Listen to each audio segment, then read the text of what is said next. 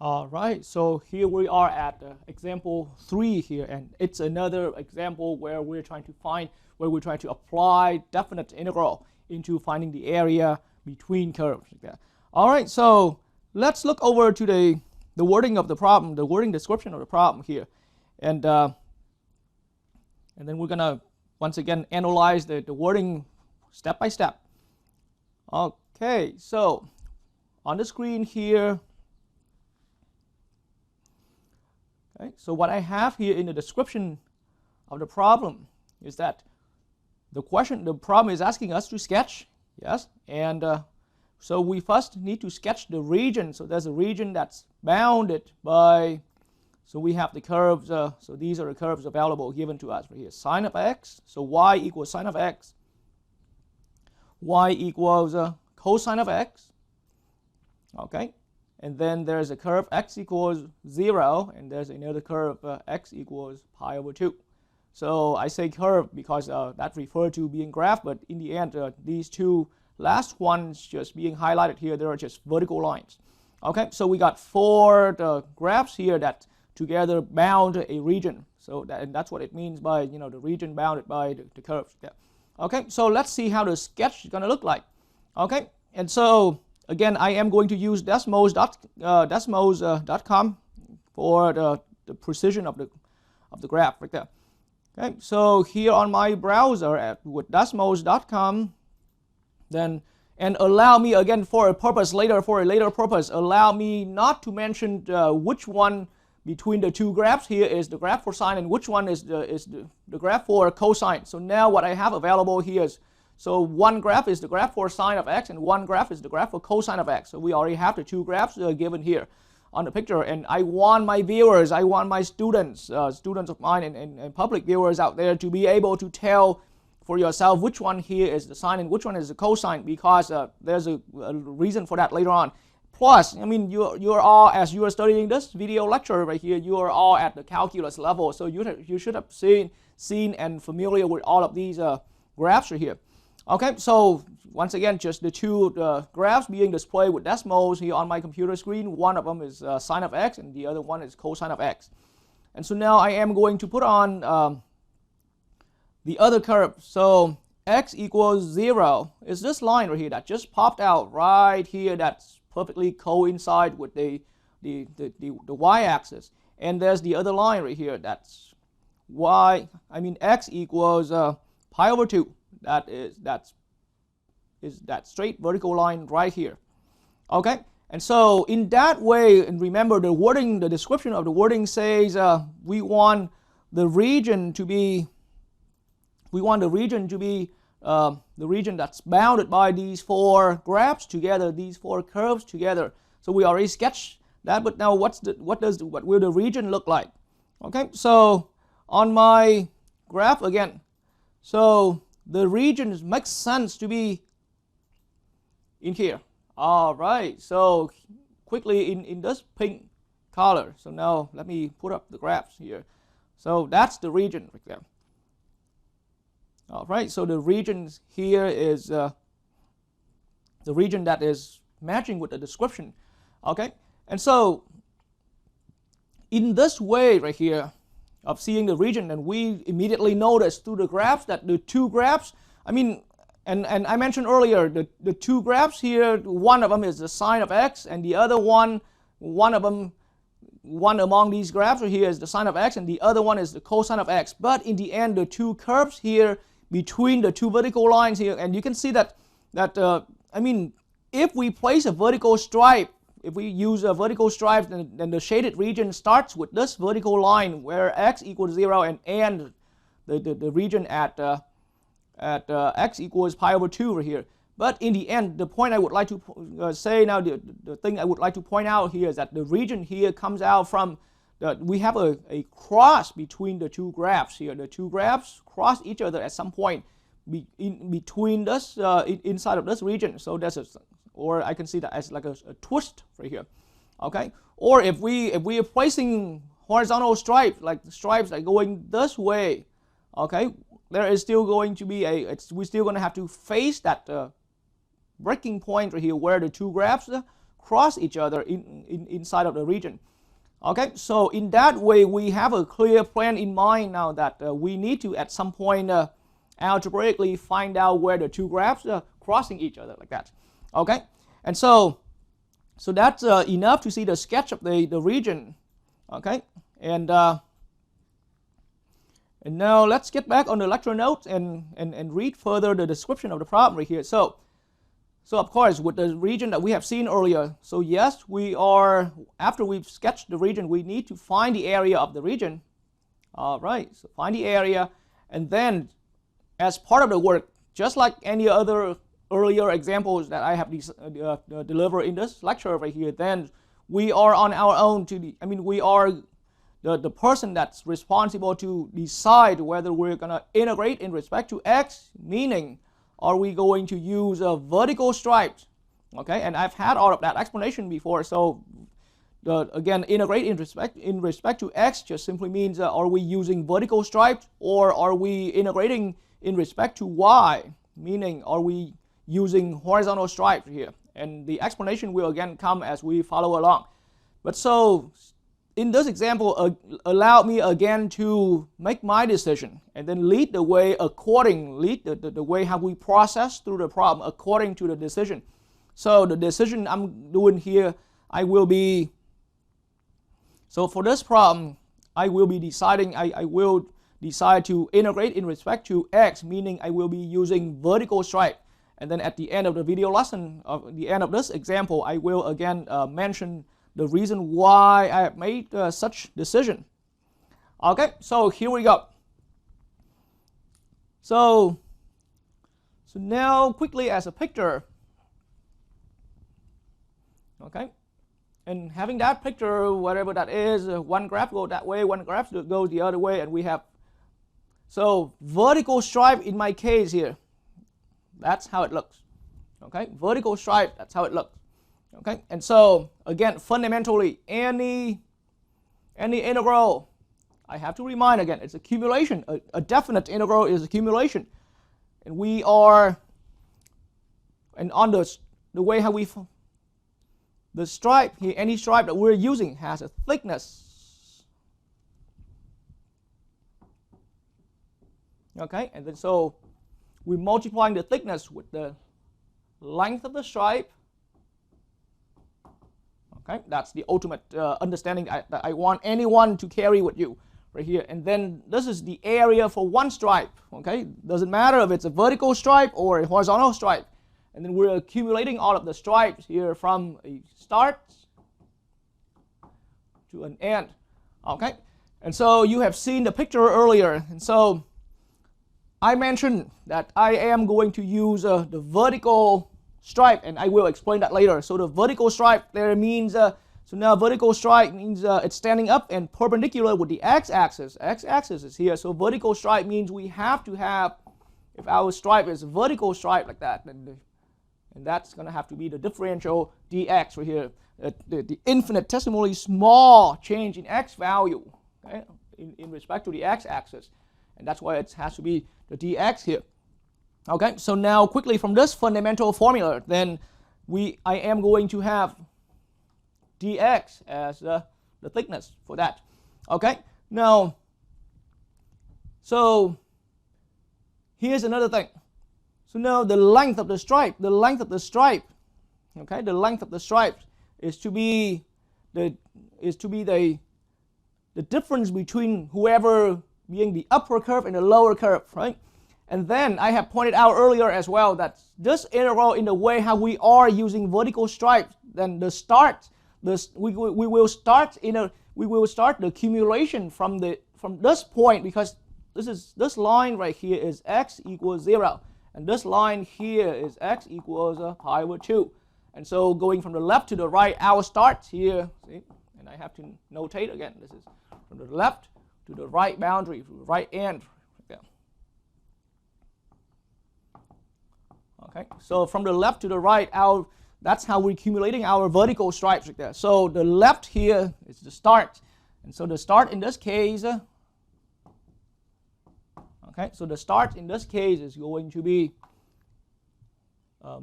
0 to pi over 2. Okay, and then allow me to write this thickness a little further. Right, so that's the start and to the end of the accumulation, and we're accumulating all the stripe length. So that space, that empty space I'm writing in here is the space that I'm reserving for however we would, whichever we derive for the length, a formula to derive the length of any of our vertical stripes. Okay, but this is where the challenge comes in right here, because you can see that. So rule of thumb, it's always, we know that since we're using vertical curve, vertical stripe right here, then it's always, the vertical stripe is always determined, the height of the stripe, the length of the vertical stripe is always determined by upper curve minus lower curve. So for now, let's just write it like that. Okay, the upper curve minus lower curve. Okay, but whoever upper and whoever is the lower one, that's going to be a big decision in this problem right there for us. And that's similar to the earlier example I've brought up in example 2 earlier. And of course, each one of these have to be in terms of x, right? Some function f of x and some function g of x. Okay, some function f of x and some function g of x. But basically, it's the upper and it's the lower. So I want you to be aware of that. But I don't want you to have a fixed mind about the f of x and the g of x. Okay. So now you can see now that if you keep looking back at the picture here, looking back at the picture I have on the board, or looking back at the picture I have in the browser over here, you see, so inside of the region that we're integrating, inside of the region we're integrating here,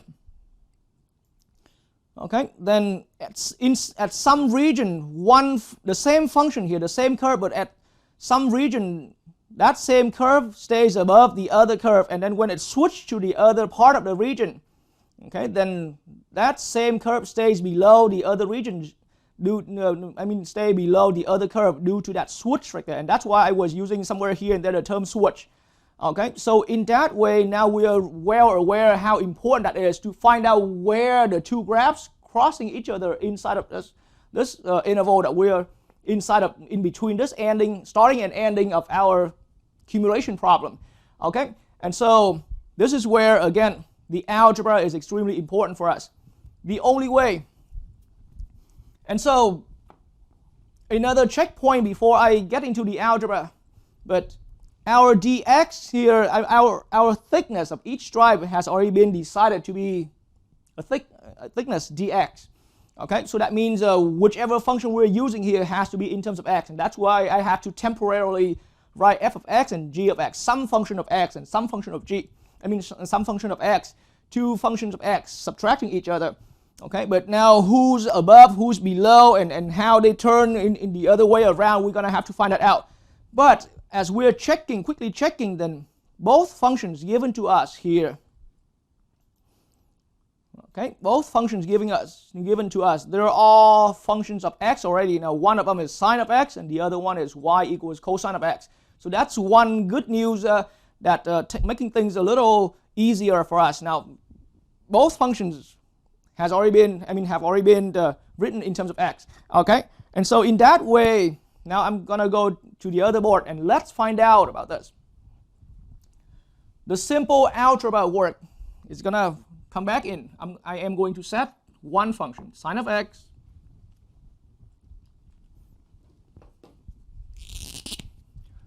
okay, I am going to set one function, sine of x, to equal the other function, cosine of x. And we're going to solve that equation for, okay, we're going to have to solve this for x. And of course, we know in the picture that the crossing points, the graph itself gave us, and of course, students of mine or viewers who are viewing this video are required to have some kind of technology to help you, to assist you with the graphing. So your graphing device, doesn't matter whichever kind you're using, should give you a picture, so you now are aware that the crossing point is already between the start and the end of your accumulation problem. Okay, and so in that way, I am expecting that I want to solve for x. I want to solve for x where the value for x as our solution has to be somewhere between 0 as the left and pi over 2 as the right hand. The reason I mentioned this in this problem, unlike the earlier problem, we also had to solve a little bit algebraically for the crossing point, but I didn't have to worry about the start and the end, simply because here we already saw the picture. And by the way, sine and cosine equations, a lot of time they turn out having infinitely many solutions. That's one thing with the pre-calculus material that you need to bring in again, that anytime you're solving a trig equation, there's a very high likeliness that you're going to end up with infinitely many solutions. So we need to restrict our solution set into a desired interval of values right here. So in this particular problem, I only want to look for, hey, where is that crossing x value in between the two vertical ends right here? Left end 0 and right end is pi over 2. Okay, and so in that way right here, then easily we can see that the only crossing point. And so if anyone is having a question for me about how I got the solution, then you got to find me if you're a student of mine right here, then you have to find me throughout office hours or anything like that, or you can grab a trigonometry textbook, okay, to find out how I understand this. But so simply write on the unit circle, then the only place we can find where sine value of an angle equal cosine value of an angle is A. And of course, to satisfy this requirement, then the only angle there is pi over 4. X equals pi over 4.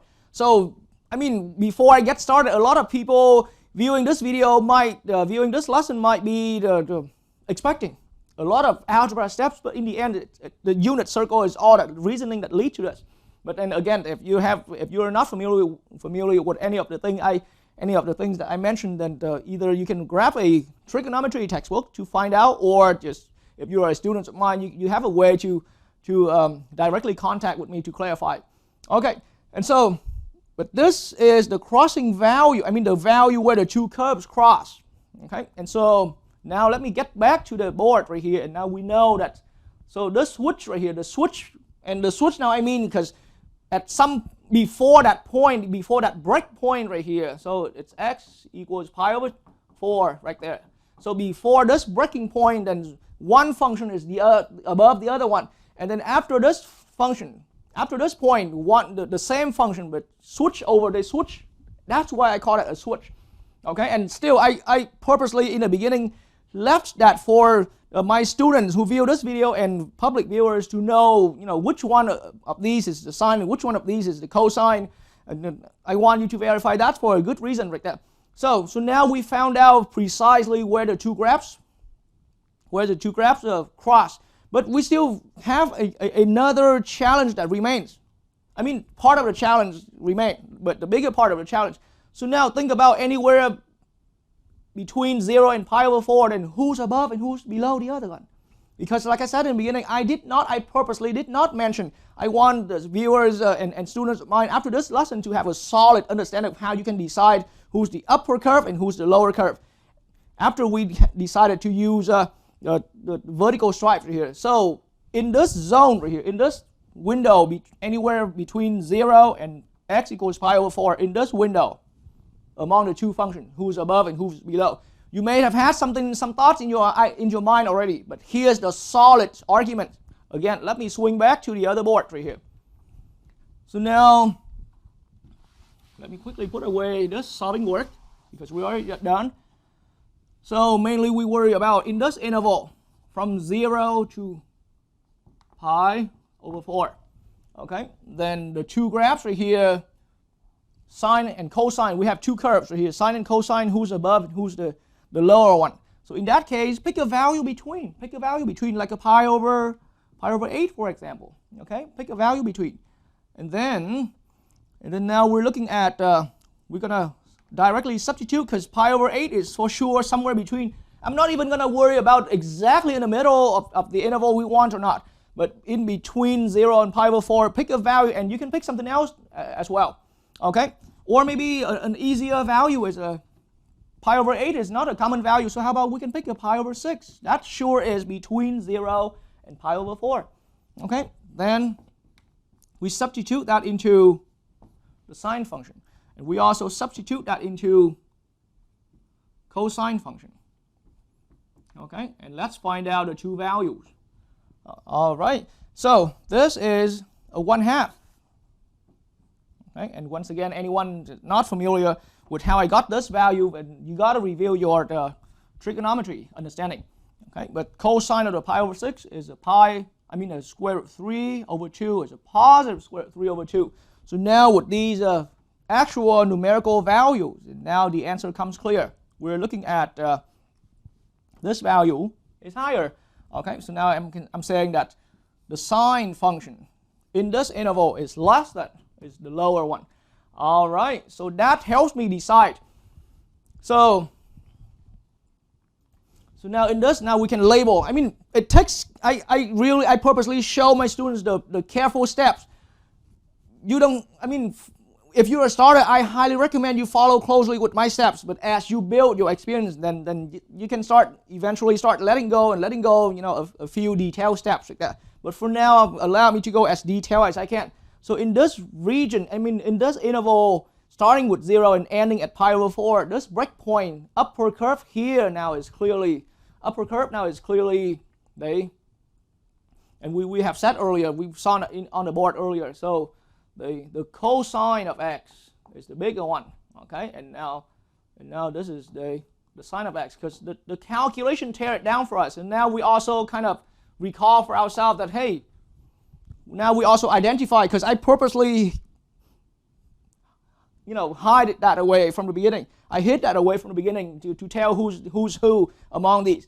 Okay, so now after that, we don't have to test again, because the picture now is telling us that after that, then here's the same sine of x, but swing above, and this now is cosine. Okay, and so now we clearly see. But now because we notice that switch right there, so cosine is above in the, and then sine is below in that window, but then the two functions switch. Okay, in this window here. So now here's how, just the matter about determining the length of upper minus lower curve here. We have to produce the following. Okay, so now allow me to get on the other board.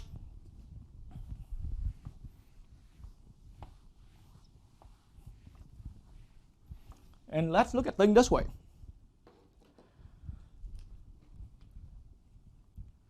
So yes, from 0 to pi over 2, we have to look for upper curve minus lower curve. And we always want to stay in that order in order to get the height of our vertical stripe and multiply that with thickness dx. But because we already noticed, and I saw, I mean, and I have already explained, and I believe I have explained detail enough. So we are forced to break this total accumulation.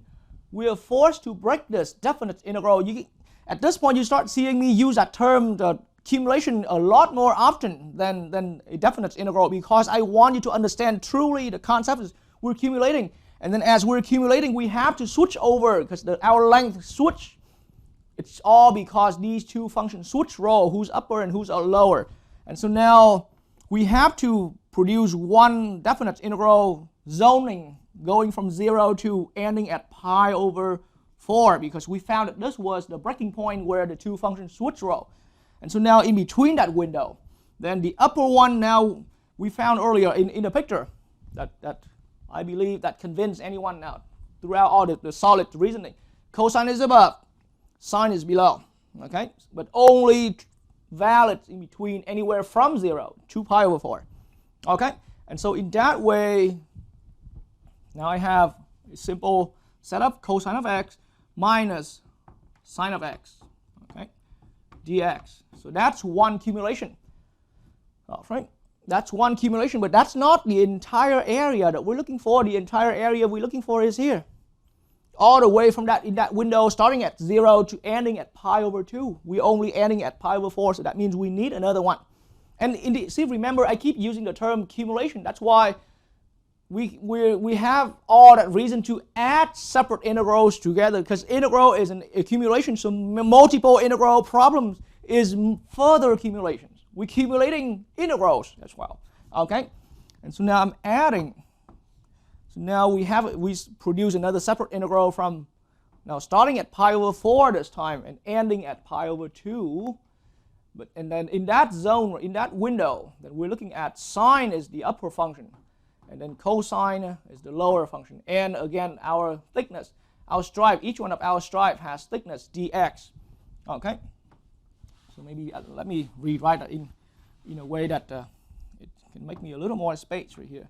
So from pi over 4 to pi over 2. And then here we're looking at sine of x minus cosine of x. And with thickness dx. That's how it's set up like that. Okay, and so that's just consistent with this picture because the stripes. So we don't stop the accumulation here. We continue making stripes. See, we continue accumulating stripes, and you can see as I get closer to this ending point right here, then the stripe's length gets longer. Okay, the stripe's length gets longer again. And so the height of the length varies depending on the x location, and that's the whole idea about the accumulation is all about. But now in the end, as we switch through that breaking point, then see the two functions switch their direction, switch their roles, who's upper and who's lower switches. That's why, here I have to produce a separate integral accumulating from pi over 4 and ending at pi over 2, okay, to get that half piece of our area, okay. And so, I mean, the other piece, I didn't verify whether it was a half and a half, so just to be precise, it's the other part of the accumulation. Okay, and so now we are ready to proceed.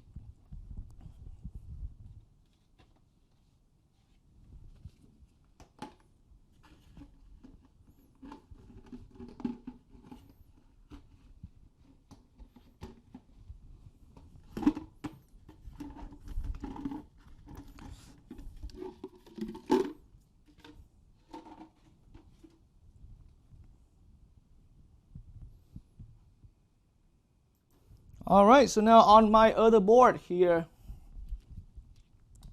then now we can just work as two separate integral problems with the fundamental theorem of calculus applied here.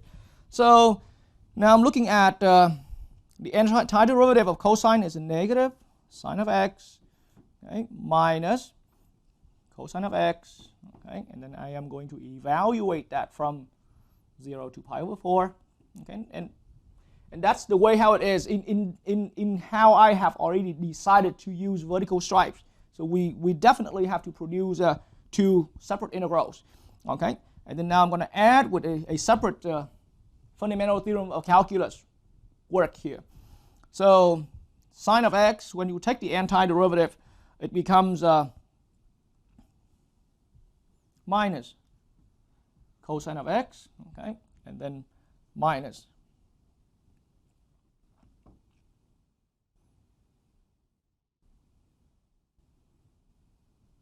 sine of x.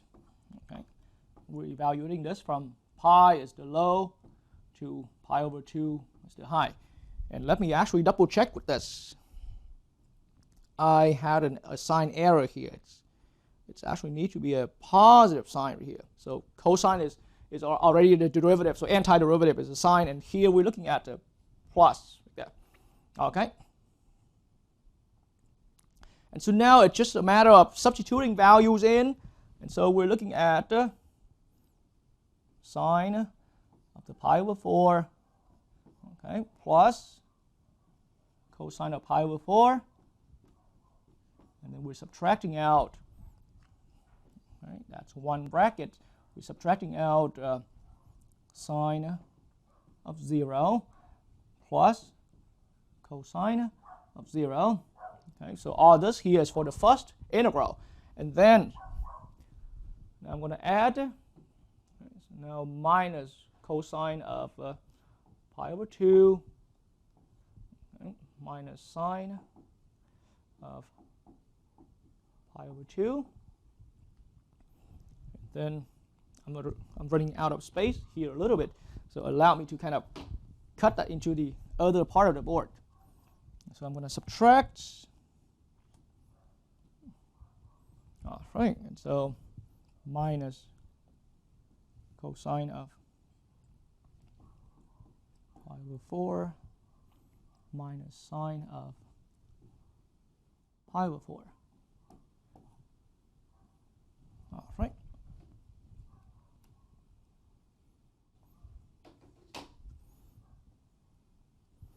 All right, so I'm going to quickly step away for anyone to view the complete board right here. So this bottom line right here, and that bracket is supposedly minus cosine of pi over 4.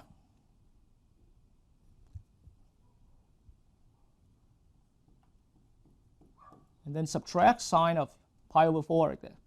Okay, all right. And then I am now going to get back to the other board and complete out a calculation problem.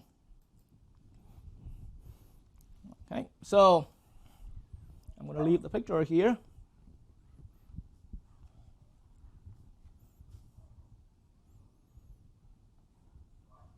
And so now in this way, all of our work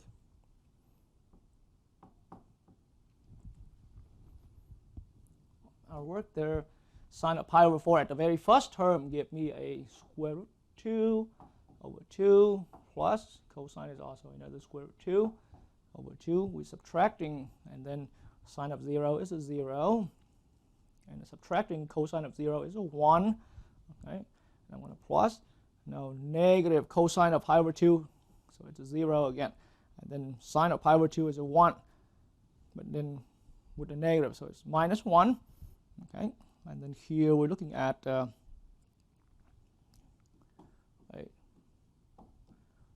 root 2 over 2 minus actually plus another square root 2.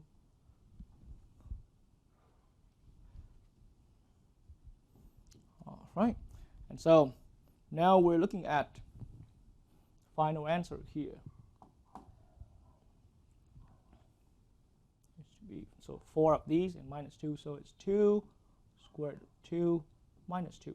And that's going to be our final answer. All right. And so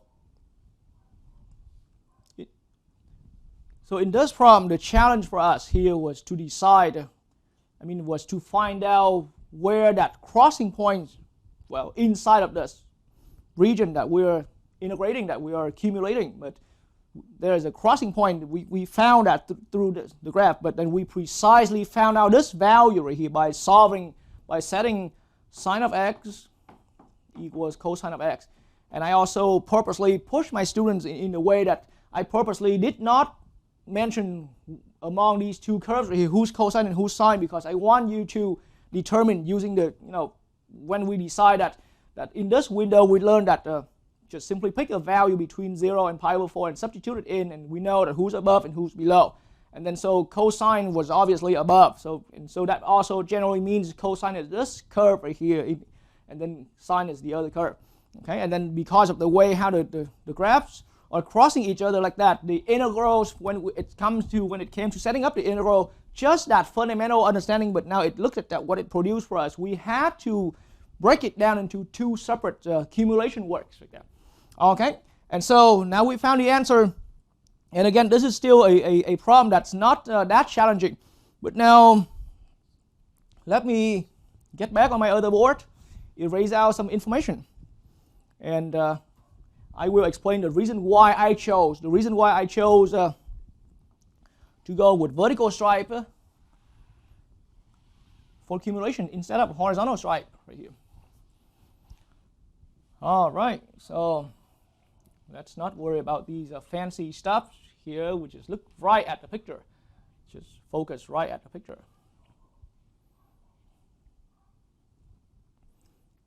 All right. So I have shared this experience of mine in earlier example already, and so I would like to continue using that experience to show you why I decided this, so that eventually you should be able to make your own decision as well.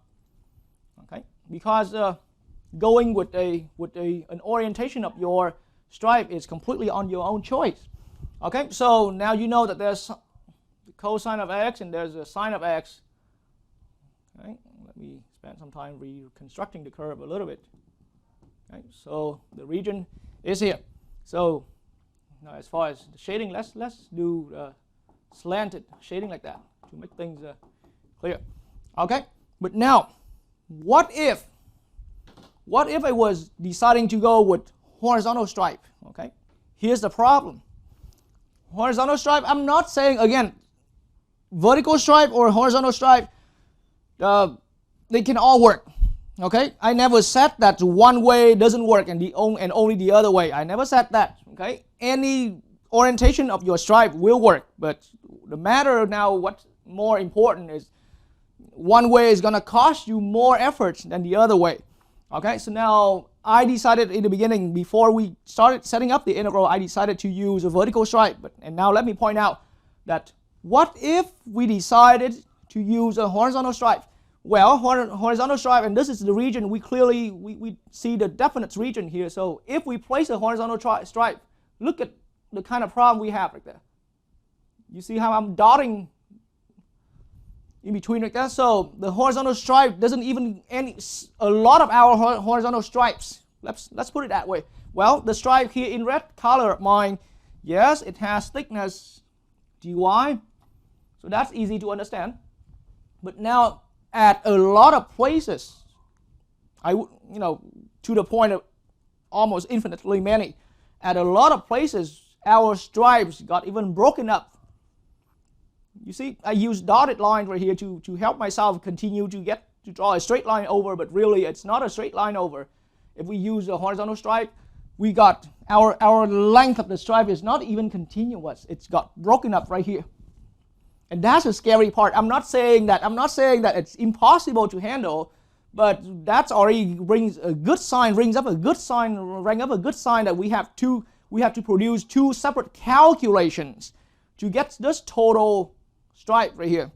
Okay? And then the stripe here is right curve is here, and so this is the right curve. And because remember, any horizontal stripe has length decided by the difference between the right curve and the left curve. So left is here, this vertical line. But whereas on this piece of the same stripe, then the right curve is here.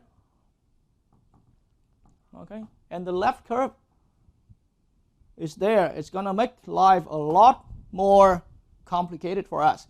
Okay, because I didn't even start getting into the evaluation, but just as far as the planning, I didn't even get into the setting up the integral at all. But I can already sense that it has a lot of breaking up like that. And if you put another horizontal stripe here, then we face the exact same difficulty. Okay, and even it's here, left and right curve changes as well. Okay, and then I'm not gonna lie, but the only spot where we have one straight over horizontal stripe is here. That breaking point. Other than that, if we go above that, because remember, if we're now accumulating with the horizontal stripe and we're accumulating from the start is at the bottom, right? This is the lowest where the region hits. So start is at the bottom and ending up with somewhere here. You see what I'm saying? Okay, and so doing it in that way, it has a lot of crazy, there will be a lot of crazy breaking up for us. Like so we don't want to go in that way. I didn't even bother spending my time preparing that, so I can't even tell you how many integrals we have to set up. But now, if we when we were still going with vertical stripes, then we already had to break it up into two separate integrals. But now, if we're going with horizontal stripes, I'm pretty sure it's going to be a lot more. It is going to be a lot more breaking up in little integrals being added together. And that's the part where I'm saying it's going to cost you a lot more effort for that. And that's the reason why I chose not to go that way, because we only need the physical amount of area. So whichever planning, that's on us. Right there, we plan the way so that it's less effort for us. Okay, and that's how this example happened right there. All right, and so now we're looking at example number 4. Another example, another problem where we want to find out how we can apply definite integral into finding area of between curves like that. Okay, so this time now let's actually get into the lecture notes right here, and let's read together. Let's read the wording description of the problem right there. Okay, so here it is on the board. We're looking at, so the problem again is asking us to sketch, okay? So first we always need to sketch a very important skill right here. It doesn't have to be a pretty looking sketch, but we got to sketch. So we want to sketch the area that's enclosed by the curve. So again, in this problem, you have seen this wording before, but enclosed is a different way of using enclosed by right here. It's a different way to word that the area is inside these curves here. So, some other problems we saw the word bounded by, and here it's similar term, but now we're calling that enclosed by. So being inside of these curves. So what are the curves here? We got these curves. One of them is y equals 1. The other one is y equals negative 1. Y squared equals x plus 2, and e to the y equals x. All right, so we have these 4 curves right here. And then again, just like any other examples we have done right here, we need to be in charge. We need to be responsible on our own to decide whether we're integrating in respect to x, okay, meaning are we using vertical stripes or are we integrating in respect to y, meaning are we accumulating using horizontal stripes, okay? And so in this problem, again, allow me to decide a convention that whether we're going to be using the vertical or horizontal, and I will get to that. But now, once again, let's roll back from the description of the problem one by one. Let's sketch the area enclosed by the curves here. So let's find out what the curves are. Now I see that the 2 curves that are more catching attention are here. That are more attention grabbing or here. So the y squared equals x plus 2 and the e to the y equals x. Let's go ahead and see what Desmos.com can give me in terms of the graph for that. Okay, so all right, so here's my Desmos here, and just like the other examples, allow me not to mention which one among these curves is the y squared equals x plus 2 and which one among these 2 curves is the e to the y equals x. So if you know, it's good. If you don't know, that's the point. We're gonna eventually have clues to find out right here, okay? And I purposely want to hide away, the label of these graphs so that you can even have to rely further on your algebra to later on decide. I mean, we can see right now that some curves being to the right of the other curve, but which one is among the 2? And some curve is above the other curve right here, but which one among these is the y squared equals x plus 2, and which one is the one that says e to the y equals x? We're gonna have to eventually find that out. But that's not even the important part of the problem. The important part now is that when we get back on the further description, now when it says we need to sketch, we have 2 other additional lines right here. So there's y equals 1 and y equals negative 1. So let's see how we bring these 2 graphs into the graphing space earlier we have seen on the Desmos.com. So with Desmos here, so now I'm looking at, that's the line right here, y equals negative 1. So easy enough, so that one I can spell it out, and then the y equals 1 is a horizontal line, and that should be easy enough for anyone. So these 2 horizontal lines right there. All right, and so in that way, now where is the enclosed area? Where can we find an enclosed area? So, I mean, there are a lot of areas being enclosed by the 2 graphs here. Let me for now hide away the axes so that, okay, let me hide away the axes so that it's easier for us to find. See, they're just after hiding away the axes, you can see that we have a lot of different regions being defined by these graphs here. So it's definitely not this one right here, because this one is only enclosed by this line and then the 2 graphs. Okay, it's definitely not this one because it's not enclosed. It's more leaking down to the lower part of the graph, and not any of these where my mouse cursor is pointing at. It's not that one because once again it's not enclosed. This one here is not enclosed. Well, so these are all, not enclosed. So the only one enclosed or being enclosed by the curves are these 2. But then this one here is not matching with the description. This one here is only 3 curves needed, then that already enclosed the area. So this one here is what we can see. That one is the destination that we're looking at, the enclosed region. Like that. Okay. All right. So now once we have a good, clear understanding of the enclosed area and as far as getting comfortable with the term right there, let me put the axes back on. Okay. So I'm going to get back onto our lecture note and let's continue reading the wording description. And so here we're looking at, okay, so now we're at that step where now once we saw the region, let's now decide. So allow me to decide this time. So unlike other examples I have delivered earlier in this lecture, then this time I am going to integrate in respect to, okay, I'm going to integrate in respect to y actually, okay, meaning I am going to use and I will explain this at the end of the example, just like any other example. But for now I will lead everybody viewing this video into doing the accumulation with the horizontal stripes right here, or integrate in respect to y. Okay, so let's get back to the board right here. So again, I have to just like now a routine, right? And you've seen how many times I've done this throughout the example. So you start forming that into your own fundamental routine as well. An integral is accumulation, so we need to know what we're accumulating. So we're accumulating stripes. So each one of our stripes has length, and then multiply with the thickness.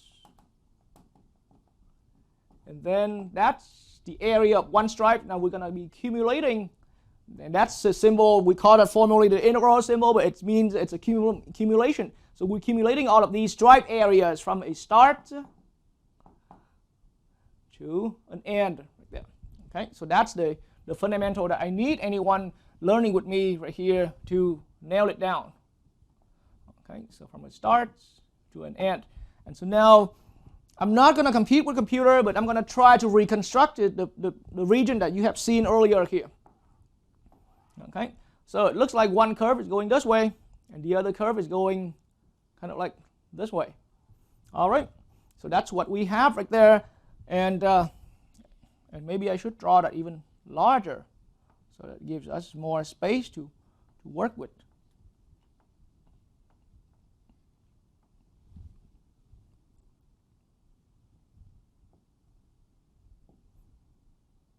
So one curve is going that way and the other curve.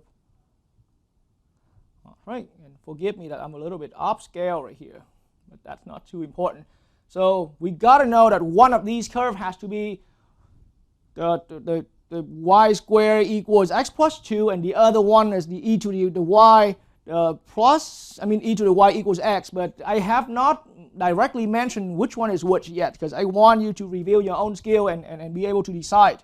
Okay, so one of these curves has to be the e to the y equals x, and the other one is the y squared equals x plus 2. But now we already saw earlier that after putting on the two line values, okay, then we have something like this.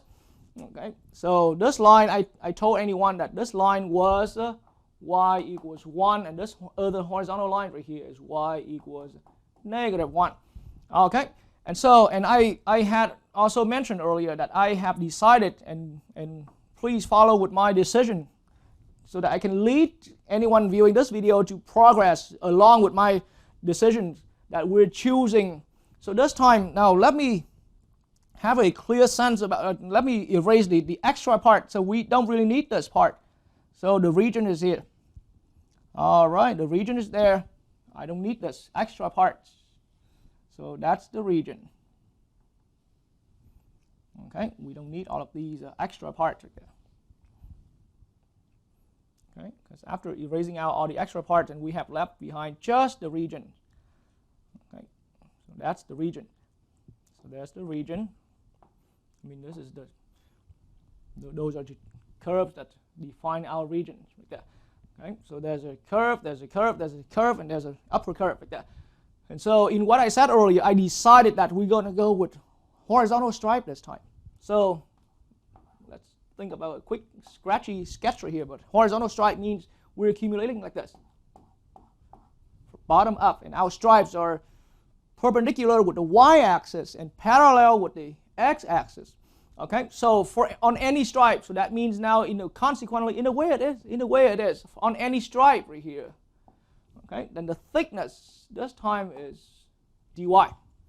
It's just so the thickness is the infinitesimally small change, but in this time on the y-axis, because the way how physically the stripe is laid down is oriented.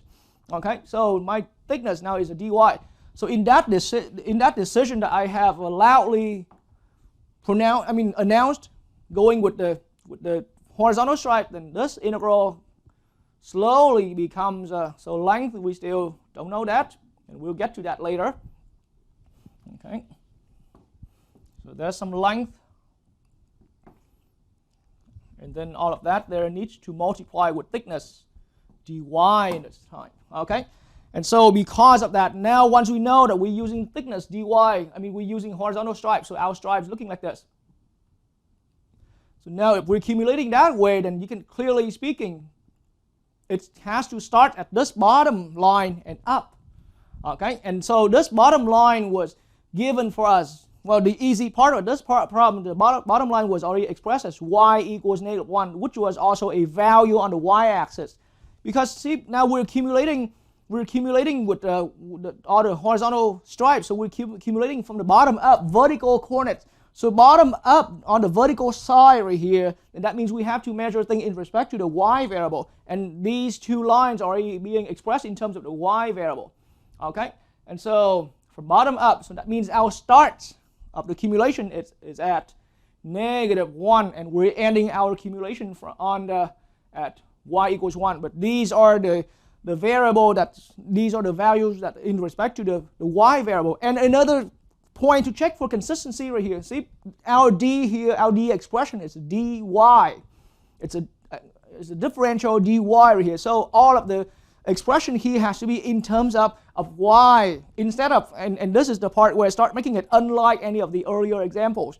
Okay, but the same philosophy, once we have decided the d expression here, that came out from what we decide with using the thickness there, then using the stripe there, then all of these have to be expressed in terms of the y variable.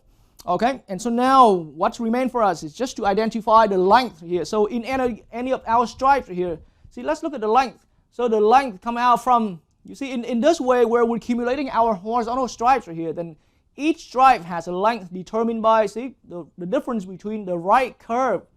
Okay, and then taking that subtraction with the left curve there. All right, and so what we need here is whoever on the left curve, and that's the part where I need you to be able to make the judgment right there for yourself.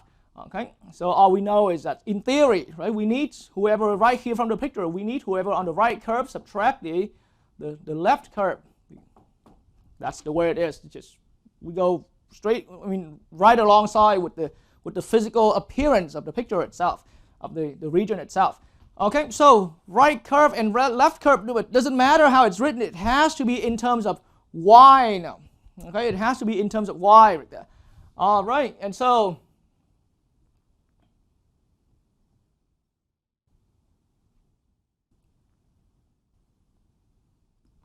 all right, so now let's look back at our problem a little bit.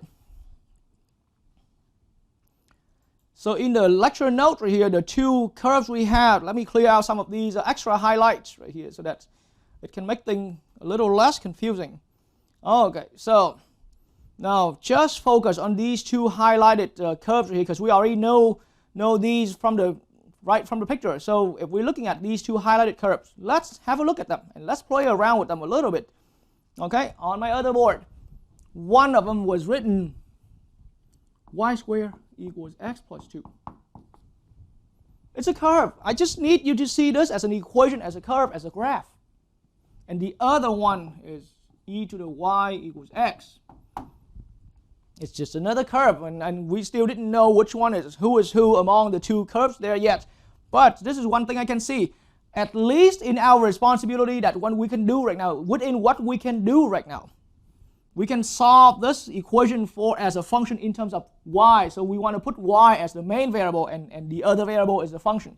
So in this case, I'm simply going to subtract 2 from both sides. It gives me y squared minus 2 equals x. Or alternatively, we can rewrite this as x as the function equals y squared minus 2. So now we have one curve right here successfully expressed in terms as y is the main variable, the independence variable, and x is the function. Okay, and then the same way, now this is quite already explicitly defined x as a function, another function of y. It's x equals e to the y. Now to make it a little more friendly looking, then x equals e to the y, that's probably making it easier to recognize that it's a function of y. So now we have two curves successfully written in terms of y right here. Okay, but so now what? We know that in this graph right here, in this picture, one among the two left and right curves right here has to be the e to the y, x equals e to the y, and the other one is x equals y squared minus 2. But which one is that? So I want you to be able to use the algebra hints or the algebra, the method that I introduced in earlier examples to apply here to decide in case that you blanked out about which one here, because they look quite similar here once we erase out the region right here. So here, how can we decide who's on the right and who's on the left? And on the right or on the left means whoever is on the further right, it means the x value is larger. X value is larger, and here x value is lower. Okay, it's smaller. So how can we decide? So that means what? We have to pick a y value, because think about it, the y value in this case is the independence variable. So we can pick the value for that. So we're going to purposely, and here's the window where we are starting our accumulation and ending the accumulation here. So that means back on this board, anywhere in between, I'm going to pick a value y from the interval -1 to 1 on the y-axis. That's what we do right there. Say y equals 0. It's just a value in between. It's just a value of the independent variable that's in between the desired window that we are accumulating. Okay, I hope that's a clear explanation enough for anyone watching the video. And then we're going to substitute this into the two separate curves to find out who's having higher x final value and who's having lower x final values. Okay, so just because my fingertip is pointing doesn't mean who's higher and who's lower. Substitute that value that we chose, and this is just a value that I chose. You can choose different values, whichever that's comfortable for your calculation, but critically speaking, this has to be inside of that interval. Okay, and so now on this curve, x when y equals 0 gives me 0 squared minus 2, that's -2. So it gives me x equals -2. I'm not judging if it's low or if it's high. We won't be able to judge until we successfully substitute this value into the other curve. So x on the other curve equals e to the 0, but e to the 0 when y equals 0 here, so e to the 0 is famously 1. So now we have a clear answer between x equals -2 and x equals 1. Who is higher value? X equals 1 is higher value. So that means this curve here has to be the curve that's on the right hand side, and this other curve here is the curve on the left hand side. All right, so now back on the browser, now we have a clear explanation. It's just a quick flashback for anyone to understand right here. But so on the graph itself right here, so this curve here on the right, at least for this picture, this region right here, then the curve on the right here is the e to the y, and the curve on the left right here is the y squared minus 2, x equals y squared minus 2. All right, but now let's get back to my right board, my first board right here. So we are now so ready to express our final integral in order to fire up the final calculation. So it's accumulation. Every stripe has thickness dy. Okay, and the accumulation takes place, starts at -1 and ends at +1. And the right curve now is officially found. that it's e to the y minus y squared. So allow me to do this. I should have used brackets here, right in the beginning when I wrote that line right here. So y squared minus 2 right there. All right, so that's our successful final setup of the integral, and it's only one integral. Yes, it has two functions, the way it is, right curve minus the left curve right here. And so now another checkpoint for consistency. Have we reached expressing all of these curves, all of these functions in terms of y variable? And yes, we have. So it's a good checkpoint right there. You get for yourself into that habit of checking for consistency between your work when you finalize your integral setup. But now, surprisingly, your integral is done. I mean, your integral is successfully set up and ready for action. And I mean ready for action, so that we can just simply head into the fundamental theorem of calculus in the next step. All right, so on my other board, after spending some time to erase this, and another point to mention in this problem, the way how the picture is, we don't have to worry about finding any crossing point. The picture itself did not have any crossing points. Okay, so we don't. That's the part that we didn't have to worry about. That no longer our responsibility in this problem, but maybe in other problems the graph might cross, and wait and see for other examples. So the integral now is -1 to 1. The accumulation now starts at -1, ending at 1. The final setup is e to the y minus y squared plus 2. Okay, and so now we are so ready for the fundamental theorem of calculus. Fundamental theorem of calculus says that will equals, first we find the antiderivative, so e to the y. Now remember, we're working on things completely in terms of the y variable, so that's what it is. So we treat that as a y variable. Everything is in terms of y. And then minus 1/3 y cubed plus 2y. And then fundamental theorem of calculus says we're going to evaluate this from -1 to 1. Okay, and then so, yes, I will, after successfully substituting in these values, I am going to step away for a quick calculation, and I will be back. And so, but I will write down the setup right here. So we have e to the first power, okay, minus 1/3 times, or I don't think I have to really step away.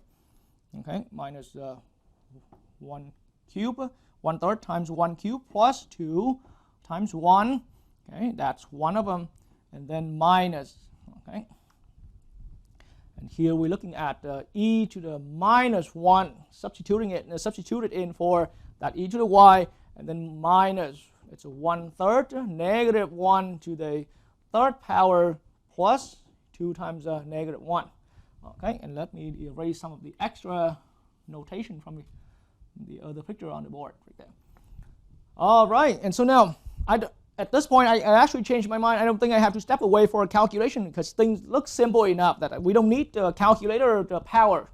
Okay, so what I look at now is just e to the first power is e, okay, minus, it's a 1/3 here for that term, plus 2. Okay, clear enough for anyone? And it should be. And all right, and then minus e to the -1. Now be careful. These two are not exact opposite terms, so don't cancel them out. Okay, and now we're going to add. And by the way, before I decide adding, now that is a -1 cubed, so it is a -1 times with a -1/3, so it's positive 1/3 here, but with a negative subtraction, with a negative sign, so it becomes subtract 1/3. Okay, and then here it's another plus 2 right here, because negative times 2 is a -1 times 2 is a -2, but then with the negative sign right there, it becomes a positive. Okay, so in the end, we're looking at something like this. Okay, the final answer should be, okay, it's an e minus, now e to the first power is actually a 1/e in case you wonder, and you can write it like this or you can write it like that. Anyone teaching calculus in class should be fine with that, either way of the expression right there. And then these two combine together, and actually So it's a minus 2/3, okay, plus 4. All right, and so one more little step right here. So final answer is a little bit cleaner because we can combine these together like that. Okay, so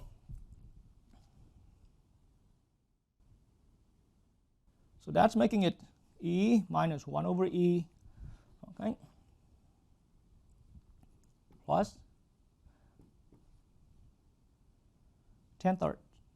All right, and that should be good enough for us. This is, I'm talking about exact expression right here without any worry about decimals or anything like that. If you need decimal, then we're going to start using our standard calculator, okay, for calculation. But here, usually calculus instructors just need students to be able to write the answer in the exact expression. All right, so as far as getting the area done, we're done. That's how big the area is. So the area is that big. So now before we're completely leaving this, because it was a short example and quite simple, so before we completely leave the problem here, why did I, let me now explain, and at your experience at this point, you already start having a clear sense of the reason why I chose horizontal stripe instead of vertical stripe like other examples already. But let's get clear. Let's get clear. So I'm still going to leave that region we've used there, but allow me to create. Okay, the region we had was basically like this.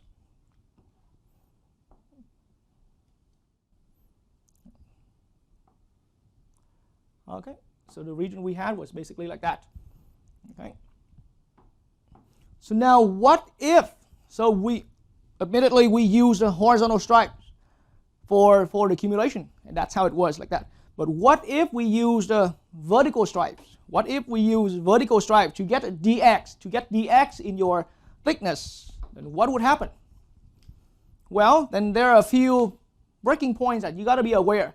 You see, right here, I'm going to draw one vertical line up, because remember now I'm talking about what if we use a vertical stripe right here. Okay, then there will be a point right here where there's some switch. Okay, and what is that? What did I mean by switch right here? So right at that red vertical stripe right here, think about that. Anywhere to the right hand side, because now if we're accumulating with vertical stripe, then we're accumulating from starts is here. Okay, so we got some starts. I didn't even bother calculating the imagination left start yet, but it starts here on the left and ending over here. So what catch my attention immediately is that there's that breaking line right here. It's a one vertical stripe itself, but now if we go anywhere to the right hand side, okay, then we have lower curve. It's this curve, this is low, and this is high curve, is the constant line right here, low or upper. Okay. But then when we're anywhere in between these, you see there's gladly they land at the same stripe right here. Okay, so now if we place a stripe anywhere between the two red lines right here, then our vertical stripe, see, this is upper. Okay, but the lower, notice the lower curve here is different with this lower curve. And that's if we would go that way, we're gonna definitely have to produce two separate integrals. One is the accumulation from here to here between the two red lines here, and add with another separate integral from accumulating from this red line to the end right there. Okay, and the worst things right at start. See, if we place a vertical stripe anywhere between the left and the left starts right here to that red vertical line right here, then here's the problem. Low, it was one curve. It was one curve. This piece of curve right here is one curve, but now this is upper and this is lower. So what's the worst thing for us here? The same curve, but we have to kind of break that. We have to break that. So to break that in a way that it's now divided into the upper part and the lower part right there. So that even produces a lot more effort for us. So one thing I see is we got three separate integral to handle. Okay, because if we can just focus on the two vertical lines right here, they define 3 separate integrals for us to accumulate. And the worst one is the very far left one, the one that's right out from the starting right here. Then we have to really break that into 2 separate, one curve. We had given as one curve, and we know that that curve here was the simple, x equals y squared minus 2. But now if we're going that way using vertical stripes, and we have to break that line into 2 separate curves. More algebra for us to just eventually find out who's upper minus lower. Okay, so that's the reason why I left this behind and I decided not to go to. Again, I am not saying that this is impossible to do, but it's going to take a lot more effort and not as direct. See how fast we handle that when we were using when we were using horizontal stripe, because now for horizontal stripe here, doesn't matter where we put the stripe from within the beginning and the ending, within the start and the end of the accumulation, then our stripes, the length of our stripes only happen between one fixed left curve and one fixed right curve. Just one left curve and one right curve. It didn't have to change. But here, up and down, upper and lower changes the curve all over. Okay, and then we even have to break some curve into an upper curve and a lower curve, and that creates all that the trouble for us or costs us a lot more effort. That's why I didn't go with this way. Okay, and so now after about 4 examples already, I believe that you should start building your confidence in deciding, on your own how you can go with the horizontal stripe or vertical stripes. But we will still have more examples.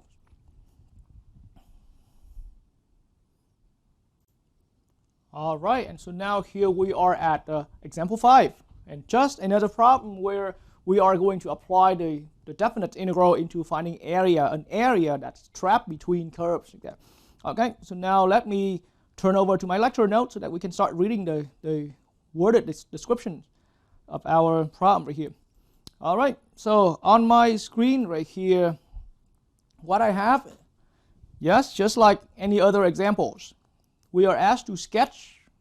That's the first thing, and then we were asked to sketch the area that's enclosed by.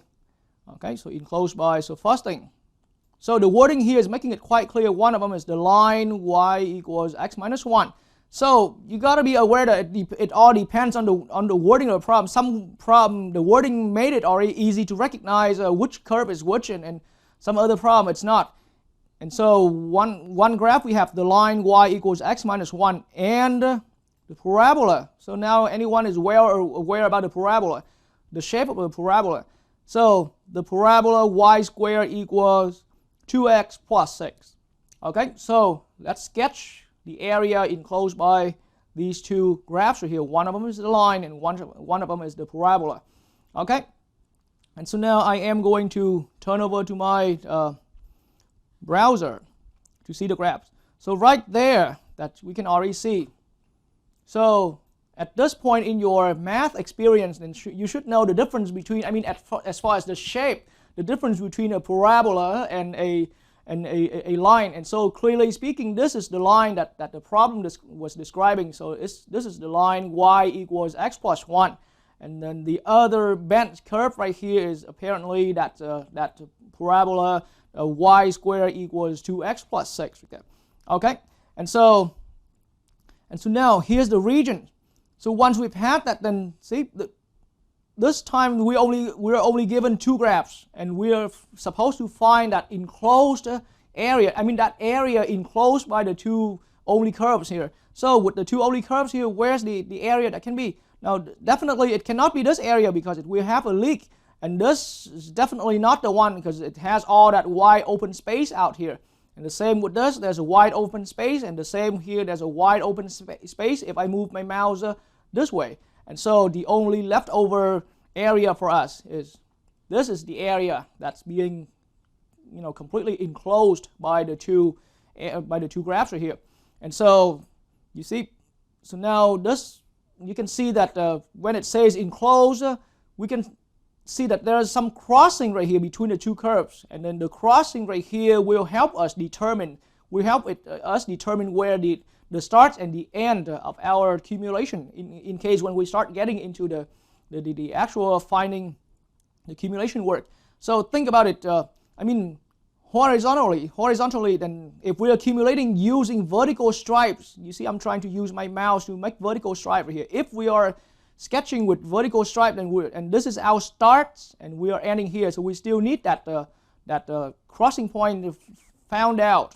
We need to solve for that crossing value right here. Or if we are using horizontal stripes, then we're going to be accumulating from this start and ending at this upper one. So we, in the end, in any way, we still need to know how to find these crossing points. And that is our responsibility to find that out eventually. Okay, but then again, I will get back to that later. So now, let's get ourselves into the actual work of finding the area. So again, in the lecture itself, it was saying that the problem left it for us to decide, right, whether we're gonna integrate in respect to x or integrate in respect to y. So that famous line, be ready for that. For this line right here, a lot of problems in finding area between curves. We'll leave that responsibility for any of you. Okay, so now allow me to one more time make that decision for you. I'm gonna lead it. I'm gonna make a decision, and then I'm gonna lead everybody into the way how it follows out with that decision of mine. So here I have decided to integrate, okay, in respect to, are you ready? In respect to y right here, okay. And so before I even say this, some of you probably have already had a plan in mind right there, okay. But so now clearly speaking, I'm integrating. I'm using horizontal stripes, okay, or I'm accumulating in respect to y right here.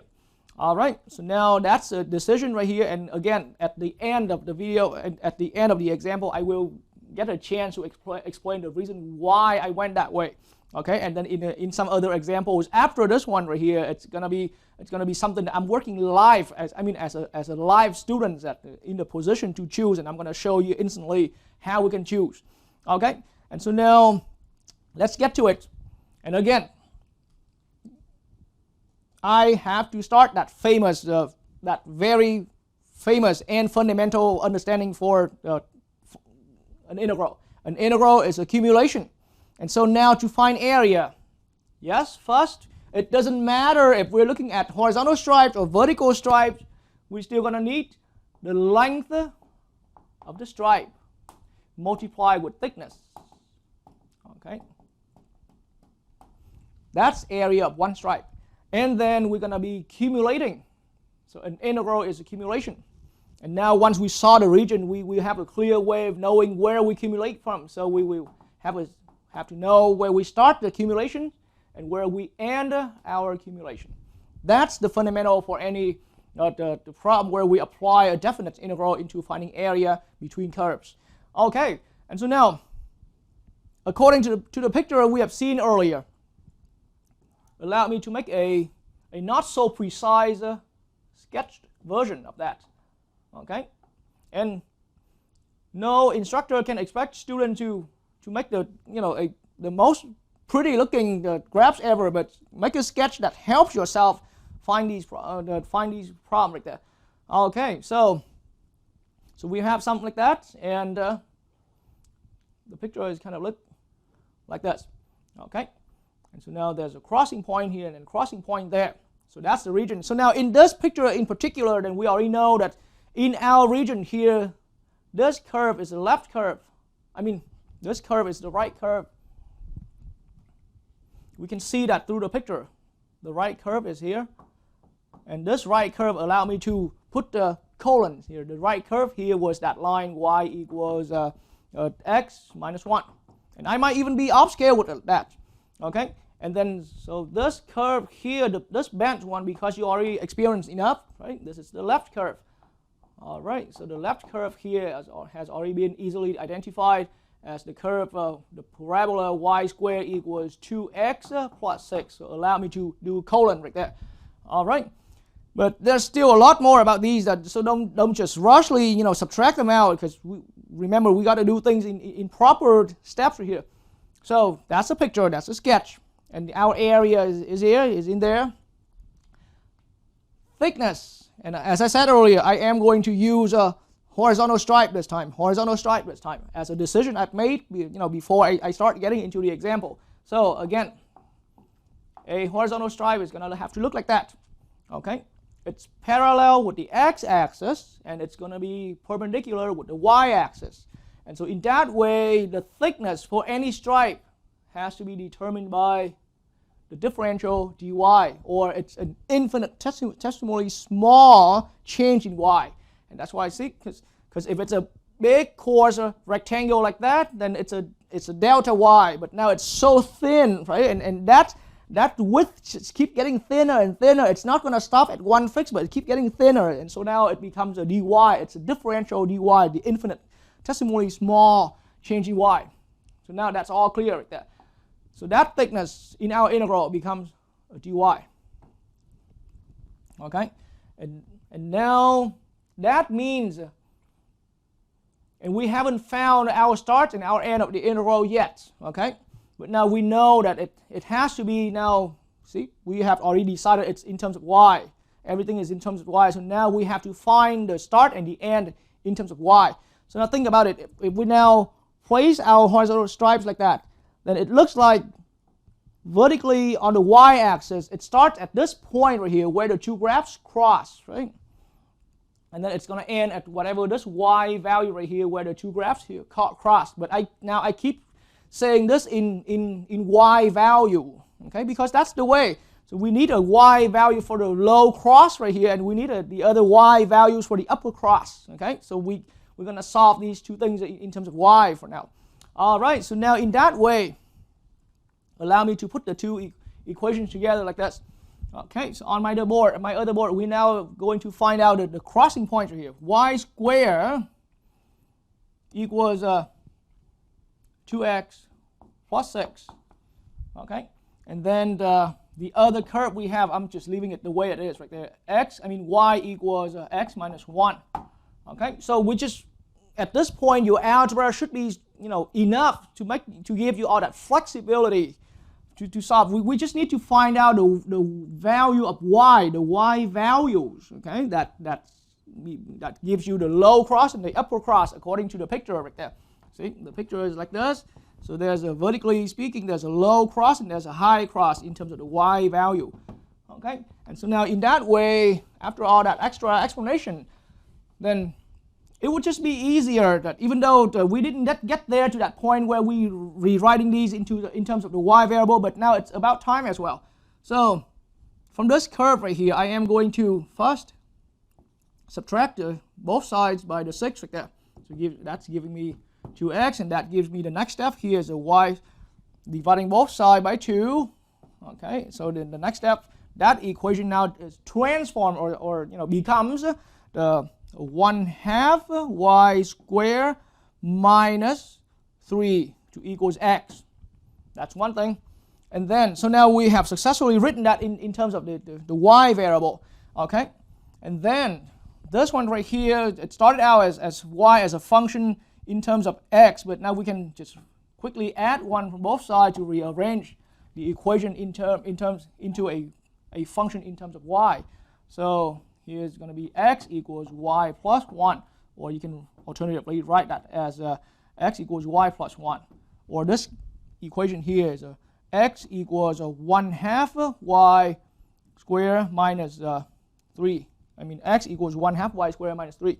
So now with the two expressions all in terms of y, now we can and I spent some time doing the separate re-expression of these two equations for a purpose later on. And then let's now leave it there for now. But you see, all we do is just take these two, because x on one hand equals with this expression of y, and the same x coordinate variable in another time in another function equals to this.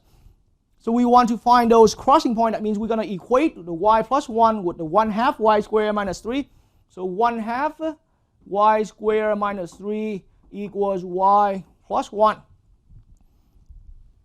To any of my algebra students, I highly recommend to clear out this denominator, to this fraction right here. So the easiest way, multiply both sides by 2 to clear the fraction now. So That means after multiplying both sides by 2, we're looking at y squared minus 6 equals 2y plus 2. Okay, and I'm doing that for a reason. And then that means we lead into, so in the next step, let me write this a little higher so that I can have more space for the next step. So this is minus 6 equals 2y plus 2. So the next step now is just to arrange all the terms. And so I'm going to bring all terms to one side. So our equation here really appears as y squared minus 2y, okay, minus 8 equals 0, which happens to be a quadratic. And so now when we get to this point right here, I am not going to worry too much about how we solve this, because anyone viewing this video knows how to solve this, the quadratic right here. So the two solutions here we're looking at is that, okay, so one of them is y equals negative 2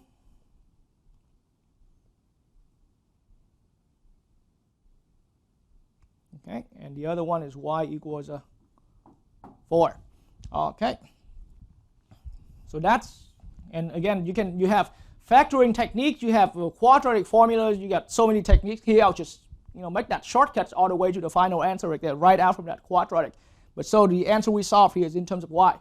Okay, and so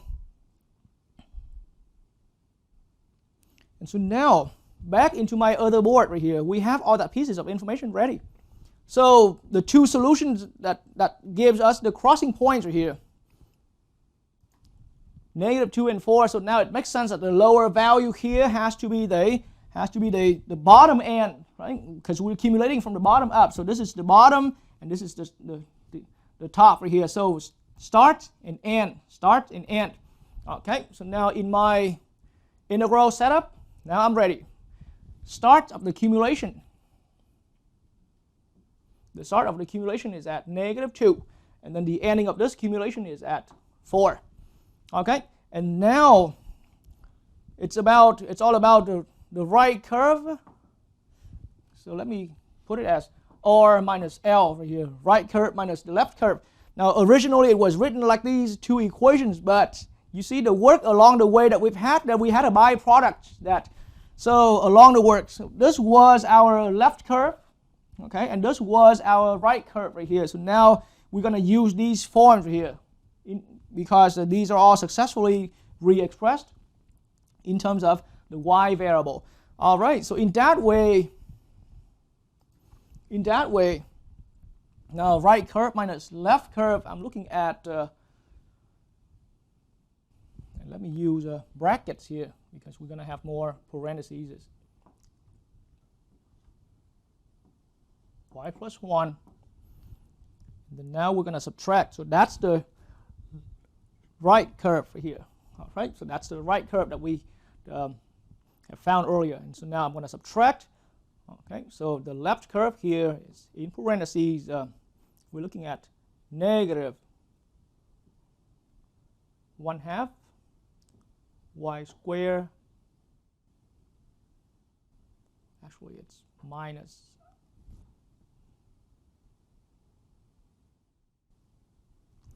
It's just 1/2 y squared minus 3. Okay, and so that's the final integral setup for us. So this one here, according to our previous work, that was the left curve that we have right here. All right, so now the next step here is just a little bit of, we spent a little bit of time to clean up the terms here a little bit. And so that means the integral here before finding the final answer, this definite integral one more time, it's accumulation from minus 2 to 4. Okay, and then all of these together is going to give me a negative 1/2 y squared. Okay, and then the plus y, and then that's a plus 3 plus a 1, so now that's a plus 4 altogether. Okay, and now we're integrating that in respect to y. Okay, and so before we completely proceed right here, let's do a couple checkpoints right here again. So the start and the end of our integral here, of our accumulation here, are they in respect to the variable that's consistent with this d expression? Yes, they are. This is dy. So these are all in terms of the y value, as I was mentioned that earlier from the other board, from the work on the other board. And then our two left and right function, I mean, originally they were written in this way in equation form, but then we purposely expressed them. So the right curve was y plus 1. So now it's all in terms of y. The left curve is also in terms of y. So now we're all good to go. We got everything consistent with each other. All right. So now I'm going to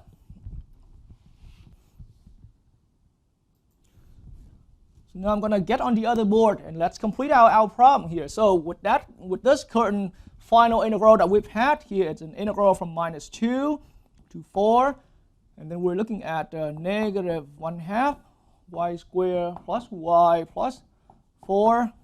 Okay, with this current integral, then according to the fundamental theorem of calculus, we can proceed as following. We are going to find the antiderivative for this entire function, with this one quadratic right here. So it's going to give me a 1/6 y cubed plus a 1/2 y squared, okay, plus 4y. Okay, and this final antiderivative is going to be evaluated at from -2 to 4 like that. Okay, and so that is the work. I mean, that's just the instruction for the next step from the fundamental theorem of calculus. So now I am going to start substituting values in. So minus 1/6 times 4 all cubed plus 1/2 times 4 squared plus 4 times 4. All this here is the antiderivative at the upper limit of our integral. And now we're going to subtract. Now I'm going to probably need to write a little narrower, but minus 1/6 times a -2 cubed plus 1/2 multiplied with -2 all square, okay, and then plus 4 times -2. Okay, and so now I am going to quickly step away for a quick calculation, and I should be back shortly right there.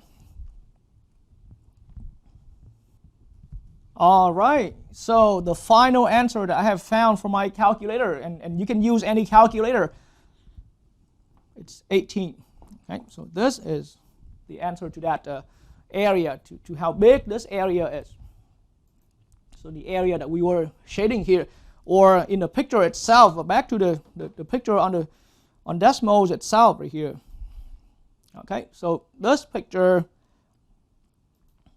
now if I put grids on, okay, so it's such a large shaded area, and now if we're putting grids on, all right. Okay, and so now I'm going to zoom it in a little bit more. So 1 square grid is about this big. All right, so now this whole area right here, so now it makes perfect sense that we can fit 18 squares like this into this area, even though the area itself is very irregular. Okay, and that's the whole point of, that's the whole work for this particular problem right there. All right, and so now that we found the answer to the problem, to that area right there, we found the answer.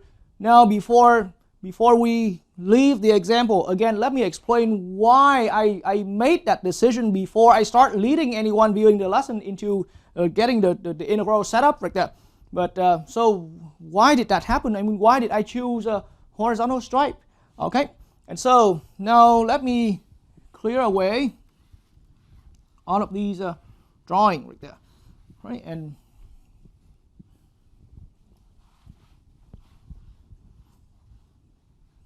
let me create a similar version of that picture here. So on the system of axes, okay, one line is going that way, and the other line is kind of going like this. Okay, where, all right, so let's just, because I know I'm a little off right here, but let's just look at we don't need to worry about the axes here, but so in a way how the picture is looking like that. Okay, in a way how the picture is looking like that. What if we used dx? Okay, what if we use dx? Vertical stripe. Okay, what if we use a vertical stripe? Like I said, because we already chose, and anyone viewing the video here already know that we worked through the problem using horizontal stripes. But what if that choice from the beginning was made, that decision in the beginning was made to be using dx or vertical stripe right here? Then what's going to happen? Why was it not so good that I didn't go that way? Okay, so what's the cost for that? So you can see that, apparently the two graphs here are crossing each other. And so I can see right in this picture right here, and we don't need the axes or anything like that, but right at that corner where the two graphs crossing each other, I can produce a vertical line just right in there. And that vertical line is where it splits the two different behaviors, okay? Because, and of course, if we are using vertical stripes, then the direction of the accumulation has to be from the left. So start is here. From the left is to start, and it's ending at this. Okay, this is the right side. I'm talking about the end of that. Okay, it's the end is on the right, and the start is on the left. So from the left to the right now. So how about when we're to the right hand side of this red boundary right here? Then any of our stripe is going to have heights determined by the upper curve is here. Okay, and I'm hoping viewers and students of mine learn this technique from me. It's hard to put it in one line, but I hope my explanation is clear enough. So the upper curve is here, and the lower curve is here. Okay, it never hurts to plan something like that, and the more you do, the faster it gets. So anywhere here, yes, it's going to be like that. Any stripe is going to be the height of the stripes is responsible by these two curves, that curve and that curve. So which is a straight line here, and that part of the parabola. But now if we place any vertical stripes here to the left of this red split right here, this red breaking point right here, then situation change. That we're gonna have to produce. The upper curve is still this bent right here. So there's upper curve is still here. But the lower curve is no longer the straight line. You can see that right in the picture, the lower curve here is the bottom part of the same bent parabolic shape right here. And that's what the problem is. It's more work for us in terms of we have to break this we have to find a break point right here so that we can split this part of the curve into two separate parts. There's the upper and there's the lower, see? And so now here's the extra efforts that we have to put on. First, we have to worry about handling two separate integrals. Okay, and then on that integral, finding the area to the left-hand side of this breakpoint, red breakpoint right here, then we have to even spend time re-expressing the same curve here, but into two separate functions. One of them is the upper curve, and the other one is the bottom curve. And that's produced a lot of extra efforts for us.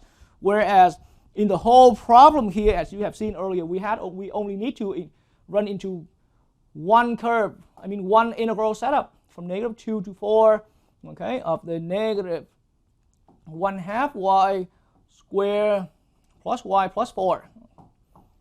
Okay, and that's everything we needed to get the answer 18. But now if we're going this way, just for that final answer, we're going to have to do a lot more than just that. And that's the reason why I chose dy in this problem. In the beginning, I decided to go with dy instead of dx right here. Okay.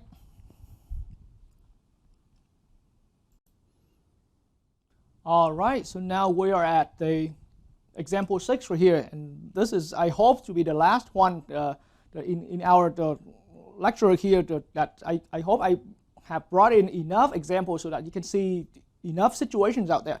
Okay, and so the plan of this particular example now is that I am going to be acting as one of you guys, whoever viewing this video lesson, meaning I'm gonna really show you as far as the thought process of how from the beginning I can decide as a student to decide, are we gonna find the area of find an area of a region bounded between curves right there, in terms of deciding, are we going with vertical stripes or horizontal stripes like that. Okay, so as far as the thought process, because throughout all of those earlier examples, it was mostly I decided that, And then after that decision there, then we worked along, following with that decision. But now we really try to roll back in that beginning point where, if I was a student like any of you watching this video, then how would I choose, and how, what good can you learn from this? Okay. All right. So now let's look over at the lecture note right here. Again. So now we want to, and just like any other examples earlier, we are looking at, we want to sketch, okay? So first we want to sketch the area that's enclosed by, so now we got the lines here. So first line, x minus y equals 0. And so these lines here, and then there's another line, x plus y equals 2. Okay, so we have two lines. And there's another line right here, and the x-axis. All right, so now we have three lines that enclose the area. So first we need to sketch that, okay? And then, of course, after that we're gonna find how big that area enclosed is. And then in this particular problem, once we've done sketching the area here, I will work side by side with anyone, and I highly recommend that you have your own thought process as well. But I'm gonna really show my thought process as a beginning step right here of how I decide to whether integrate in respect to x. Okay, or to integrate in respect to y like that. So I'm gonna also gonna show this decision as a beginning step like that, because that's part of the thought process is. Okay, and so let me roll back to the highlights here. Let's just now learn about the regions here. Let's just see the sketch of the region here, and again I am going to be using Desmos for this. All right, so now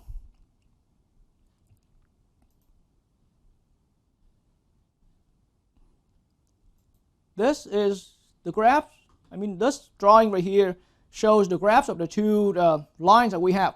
And so again, allow me to skip mentioning which line is which one here is the x minus y equals 1, x minus y equals 0, and which line here equals x plus y equals 2. If you know that already, that's good for yourself, but I purposely not mention this so that we can use this as a strategy for learning later. Okay, so it's also part of my teaching strategy as well. So for now we just know that, and think about it, if sometimes we completely rely on machines and let machine draw the graph, so machines can be at its best give us the graph, but machine is not gonna, but once we saw that some machines are limited, so they won't be able to tell us which one is which, so we have to be able to know which one is which. Okay, so now we'll get a little later. But now the x-axis is here.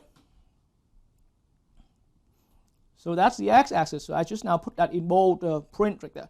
Okay, so now where can we find that enclosed region? The region is enclosed by the two lines here. So the two lines form kind of like in an X shape right here.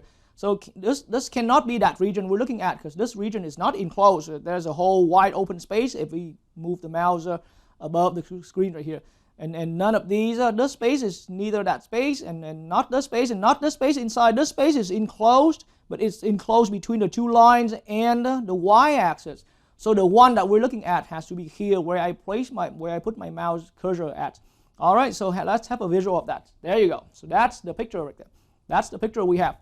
Okay, and so now, once we've had a clear look at the sketch right here, okay, and so let's come up with a plan. And so again, I have to remind anyone, when we're about to apply any integral problem, an integral is an accumulation, and specifically when we're accumulating to get areas, then what are we accumulating? We are accumulating area of the stripes right here. So each stripe has length and thickness. So we multiply length with thickness to get area of one stripe, and we're going to accumulate from a start to an end. This is a famous starting point of mine ever.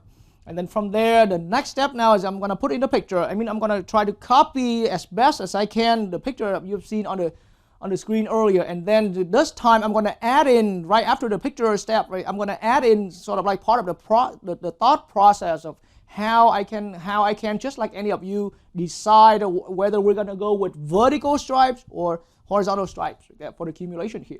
So this accumulation is independent with stripe. The stripes based on this, the accumulation will lead into different integral problems.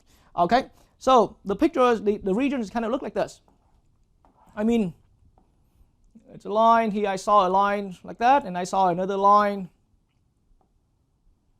Okay, so that's the picture. And so it gives us this area.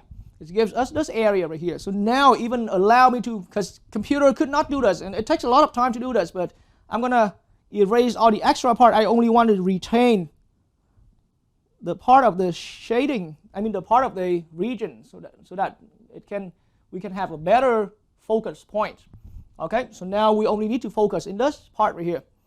We still did not know what function or what curve is this one and what curve is that one. If you already know, if you are viewing this video, you already know, that's good for you, but I have not, officially I have not specifically mentioned which one is this curve and which one is that other curve. Okay, so let's get it. So now we're in that stage where we need to be deciding, are we using vertical stripes or horizontal stripes? So think about the picture like this. If, okay, think about an if. If we're using vertical stripe, meaning dx, because vertical stripe is like this, agree? At this point, you've had enough experience to see. So when you decide to go with the vertical stripe, your thickness is going to have to become dx. So if dx is the case that we do, if we integrate in respect to x, okay, then here's what happened. Think about replacing. So if we plan that way, then think about it.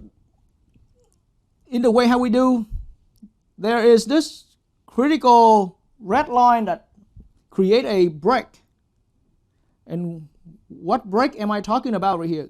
So now, if we're looking at this red line as a break right there, and again, just like some of the advice I've had when I was still giving the general discussion about the finding area, you gotta start learning how to look at picture. You gotta, I mean, it's a skill that you have to learn on your own. Nobody can teach you that, okay?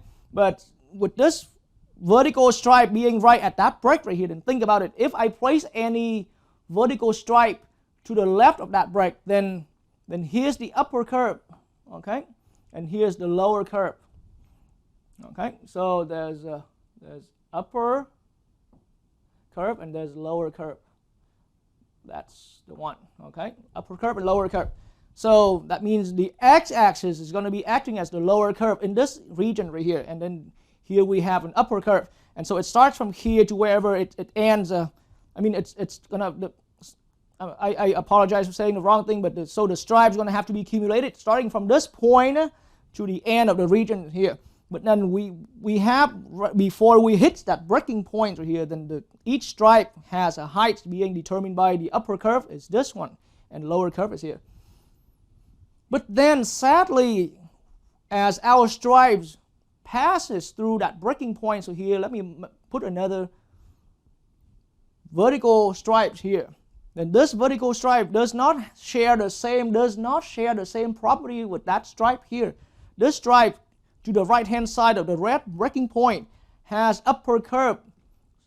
This is the upper curve, and it's switched to this other line right here. So it's not the same curve, okay?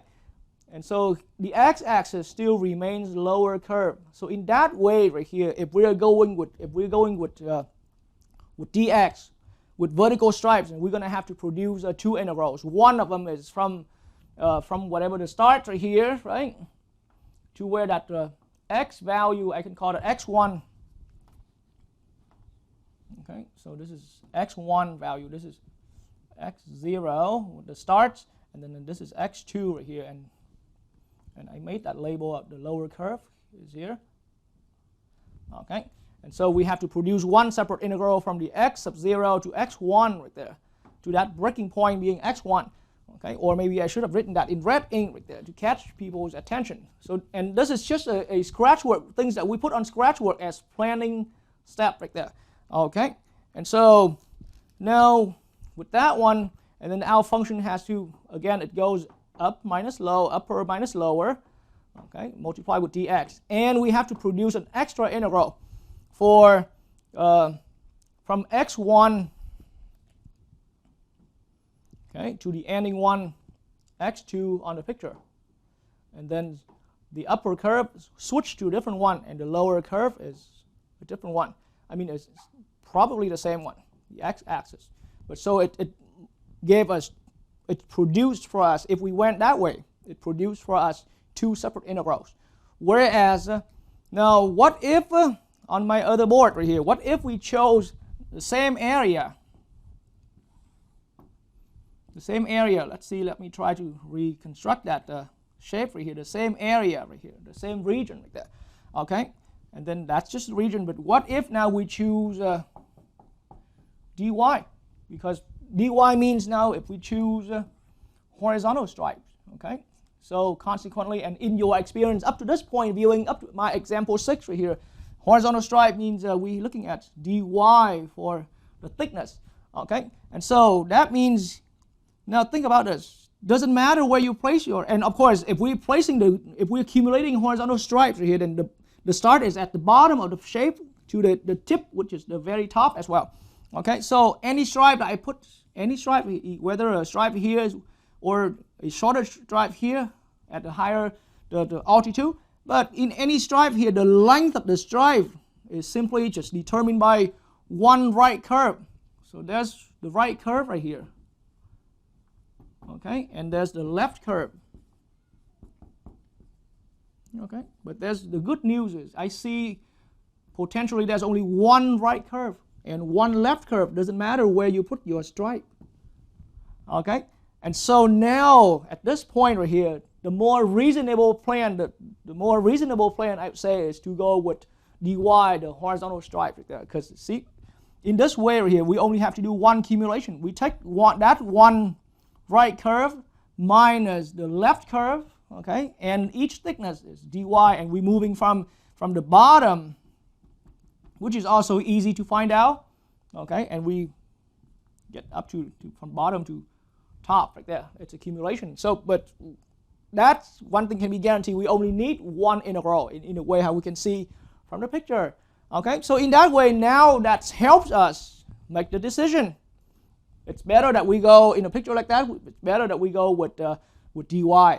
Okay, so now once we are firm of our plan right there, going with dy or going with horizontal stripe, then we're gonna start deriving our curve right here. I mean, start deriving our integral. So again, the picture is here. Okay. All right. So there's a. So now we plan to go with horizontal stripe dy. So that means thickness here becomes dy. Okay. And we need right curve minus left curve to get the length between, and we're accumulating from the bottom up. Okay. So from our start to end right here. So from bottom up. So now let's find out where the two, because bottom up here, you can see that bottom, it looks like it's right on the x-axis, because you know the area in this particular picture is being enclosed by this one curve, the other curve, and the x-axis. So vertically speaking, the x-axis here is the lowest point, right, of our area. So the accumulation has to start from 0. Okay, and that's the y value. So y equals 0 is this line right here. And then we have to magically find out where the two curves here cross, okay, to find out that ending, that vertical ending. Okay, I put a question mark there, that vertical ending of our two curves, so that it's become the end of our accumulation. So this is y equals whatever value that is, double question mark there.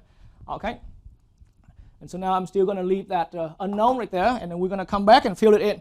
All right, so on the other board, and we know that, and by the way, we know that now it is our responsibility to express these curves. So whoever the right, I still did not mention who's the right curve and who's the left curve, but any one of these out of their equations, we have to convert all of these into functions of y variable, because the y variable is here. Okay, so any of this has to be expressed as a function. X is a function, but y is the main independent variable in any of these. Okay, so now I'm going to move over to the other board again.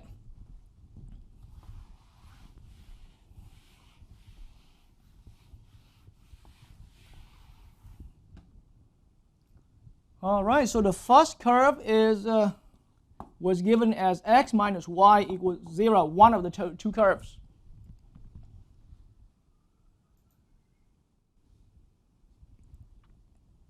And the other curve was given as x plus y equals 2. And so in that way, like I said, we need to find out where these two curves crossed. And specifically, we want to find the y value of where these two curves cross. Okay, so in order to do that way, we're going to go ahead and put all of these in terms of the y variable. And that's also part of what we need eventually anyway. So let's spend some time finding that. I'm going to add y from both sides of this left-hand side equation. So that gives me x equals y. We've got 1. This equation gives me really one function, simple function. X function equals y. And y now is the expression in terms of y right here, the independent variable. On the other ones, I'm looking at subtracting y from both sides right here. I'm looking at x equals 2 minus y. So now I have found another function. X is the function and expressed entirely in terms of the y variable. Okay, but now once we've had that, then let's set them let's equate them so that we can find out what's the y value what's the y value where they cross. Okay, so y is this one to equals the other 2 minus y, because x always equals x. So if x at the same time x equals to two different expressions, then you can set and equate these two expressions of y equal to each other. Okay, so y equals 2 minus y. So now simply solve this equation. You can lead to, well, and anyone viewing this video should be the comfortable enough with algebra to quickly solve this. So I can just add that y over, and so we're looking at now solving for y. We have y equals 1, okay, because we add y over, leaving a 2y equals 2. Okay, I mean part of the step right there. And then so now y equals 1. Let's look at the picture. All right, so does that look about y equals 1? Yes, so now we found it does. Well, what makes sense for me is that it's above the x-axis and it's positive. So that value there is now y equals 1. Okay. This is the end of the accumulation, the vertical end of the accumulation. Okay, because now we show that we need to go with horizontal stripe. So now our accumulation now becomes accumulation from 0 to 1 on the y-axis right there. Okay, so now each curve. So as part of the process here, you can see that, and we still didn't decide who's the left curve and who's the right curve, but at least both curves were expressed. So if that one is the left curve and that one is the right curve, then that's how they have to be. They have to be expressed in terms of y. They're now both in terms of y being consistent with the dy expression. Okay, but now let's decide who among these two functions, being the left or the right. So once again, the interval of integration, the start between the start and the end of our accumulation right here, it's an interval of value. So y is ranging anywhere from 0 to 1. Y values are varying from 0 to 1. Okay, so that means now to decide in between 0 and 1. So keep in mind, y, we only work with y value anywhere from 0 to 1. Okay, and so now I'm gonna pick a value for y between 0 and 1. Let's say between, so pick, it's a choice right there. So I'm gonna let y equals 1/2, a value selected from here that's being between, anywhere between that window, from 0, the bottom, up to 1. Okay, so now I'm going to pick that value and substitute that, at the same time simultaneously into these two separate functions. Okay, so x equals 1/2. That's one of them. When I substitute that into this left one, and then x, the other one is x equals 2 minus 1/2, which is giving me 3/2. Okay, because that's a 1.5 or a 1 and a 1/2. So now between 1/2 and 3/2, sure, x equals 3/2, which came out from this one right here, is bigger, is larger value, that means this curve now is decided. This is our right curve. Okay, and this is our left curve. Yes, it's some long process, seems like it, seemingly, but it's the solid steps right there that guarantees your best result anywhere. Okay, and so now once we have decided who the left curve is and who the right curve is, now we can go back here and complete our final setup of the integral. So the integral here says right curve is that 2 minus y. I got to put that in parentheses because that's one function, and it's already in terms of y, according to the work we've done earlier, and to make it consistent with this dy. And now subtract the left curve. So left curve here is just that simple y right there. All right, here we go, and check for, and as a checkpoint for consistency, this window of accumulation from 0 to 1, is that on the y-axis? Yes. And why is that? Because it needs to be consistent with the dy expression we chose. Okay. And then all of these right curve and left curve, they're all expressed in terms of y, which is already also consistent with this, the dy expression right there. And so now all we do next is just to finalize, one more step to finalize, clean up our terms right here before we get ready for action. So it's an integral from 0 to 1 of 2 minus 2y dy. And so now you got to be surprised how fast that is for us right there. Okay. And so this gives me, okay, and actually I don't think I need this anymore. We can just get straight into the fundamental theorem of calculus. So that first term gives me a 2 to y. That second term minus y squared. Now that's our antiderivative. And then we're going to go ahead and evaluate from 0 to 1 right here. And that now gives me, okay, and so I definitely need to move to the other board now.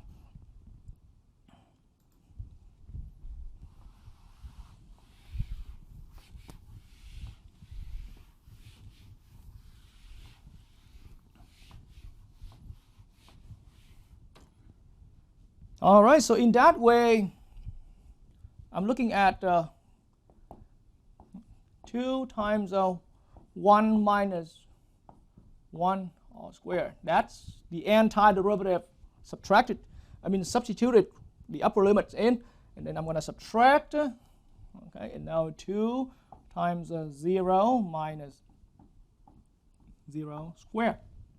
Okay, so needless to say, this whole term here is already a 0. So everything remains for us is that this first term right here. So that's just simply 1. That's just simply 1. So now in this example, then this is really the end of our example. I can just briefly, quickly explain the meaning of this, but we don't need to roll back and explain why I chose dy over dx anymore like any of the preceding examples. Okay, so the answer we found here is 1. So let's look back at the picture. All right, so there's our picture with decimals, and now I'm going to purposely put grid on, okay, and with some axis number right here. Okay, so you see 1 square like this.